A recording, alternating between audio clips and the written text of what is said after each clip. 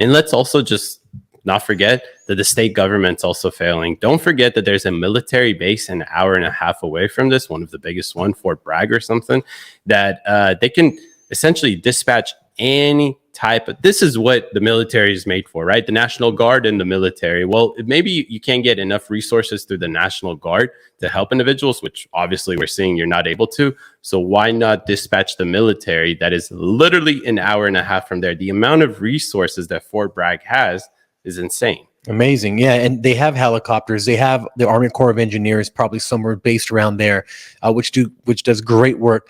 They have all these capacities. They even have off-road land vehicles that they can go out there and search for people. They have all these utilities, and why aren't they using them? Like literally, when you're in a disaster zone like that, and you have no food or water.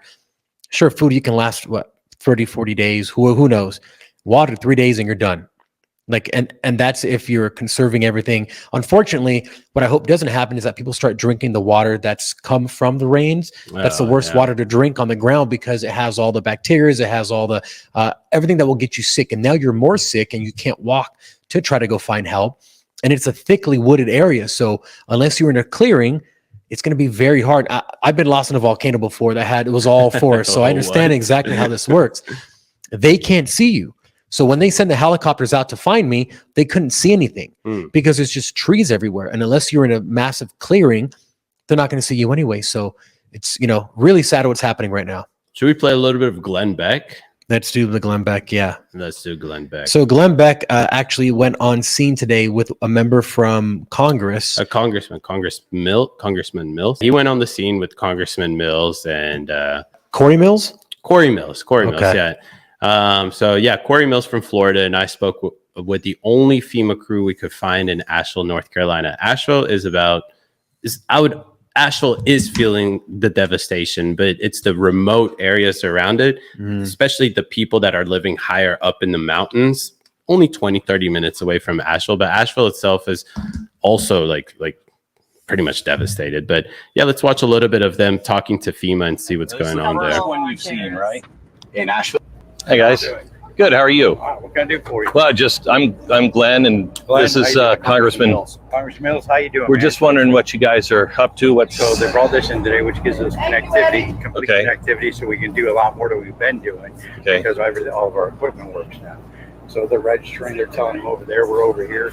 I think tomorrow they're moving us over there somewhere more, but not exactly. And what are you doing? Actually registering people for FEMA systems. Okay, so this is the check thing. Getting them in the system. Not just to check things, housing, checking generators.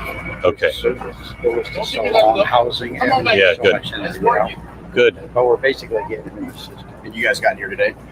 We've been here for 2 days. We got here yesterday. Yesterday we didn't have any connectivity, so we took 2,800 people, as near as we could count, coming through the food distribution line and through the gas station and handed them all flyers.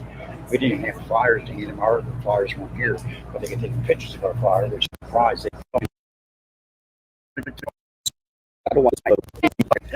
Just asked when. So the reason I want to skip is that who they encountered first was just some low-level guy that's just setting up chairs, registering, right? Well, essentially what they're doing here is that they're registering people to receive immediate federal assistance, $750 basically deposit. Come get your money. Come get your money. What are you going to do with the money right now? Exactly. So the reason I want to skip is because Glenn Beck and Corey Mills in like 2-3 minutes later asked, well, how do people find out that you guys are here? And the guy said, well, that's actually above me. Let me let you talk to the person that's in charge of this whole thing. So this is the person that's in charge of the team that's right there.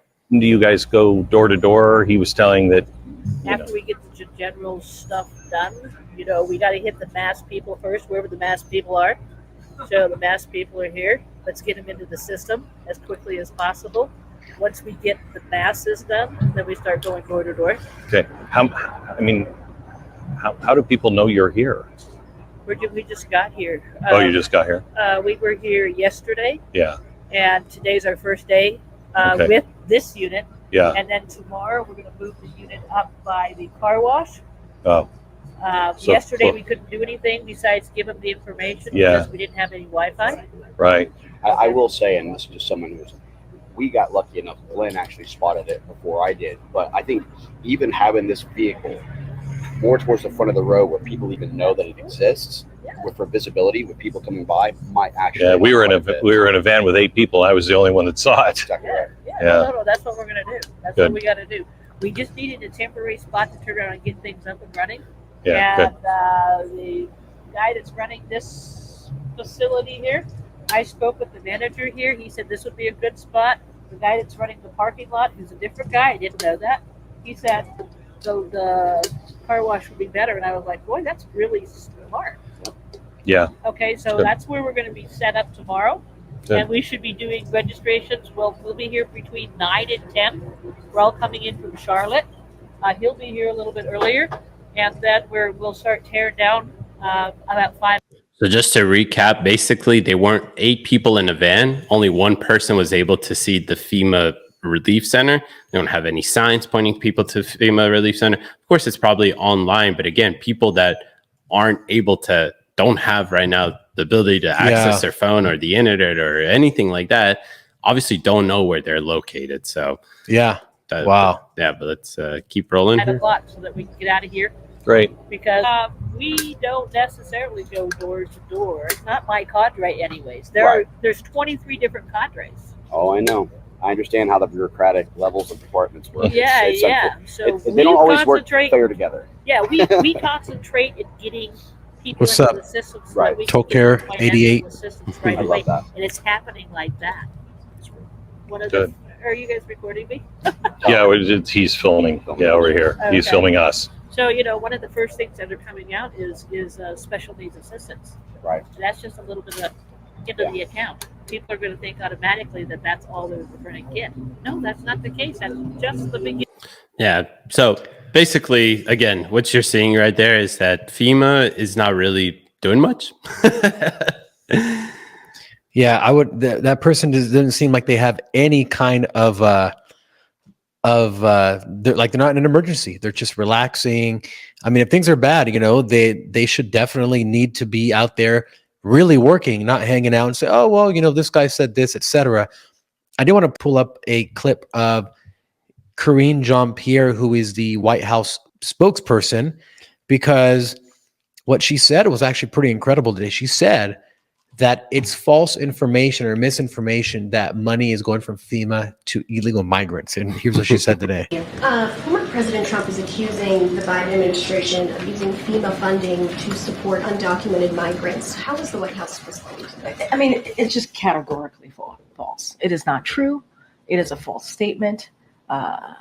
And look, the fact of the matter is, I think Washington Post fact checker did a piece, and the headline recently, just moments ago, not too long ago, and the headline was, "No, Biden did not take FEMA relief money to use on migrants, but Trump did."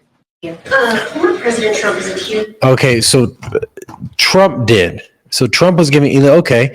And then the next picture is literally from the government website, which says fiscal year 2024, total funding available $650 million.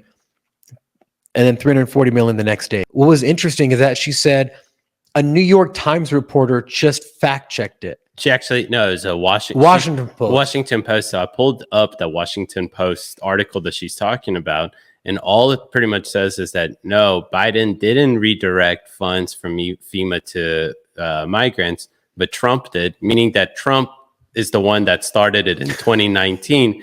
But they're not saying that they didn't spend $1 billion last year on migrants or this year. You see what I mean? So it's deflecting. They're deflecting, they're twisting it, saying, oh, well, Trump started it. Well, that doesn't objectively mean that you're not spending this $1 billion a year this past 8 months already on migrants. It's crazy. Well, the thing is, for a White House spokesperson to point to the Washington Post and say they fact checked it, so I'm going to use their information. Like what? Like you're the head. You're one of the heads of the departments of the government, and you're pointing to a Washington Post reporter to give you the facts. Like that. How weird is that?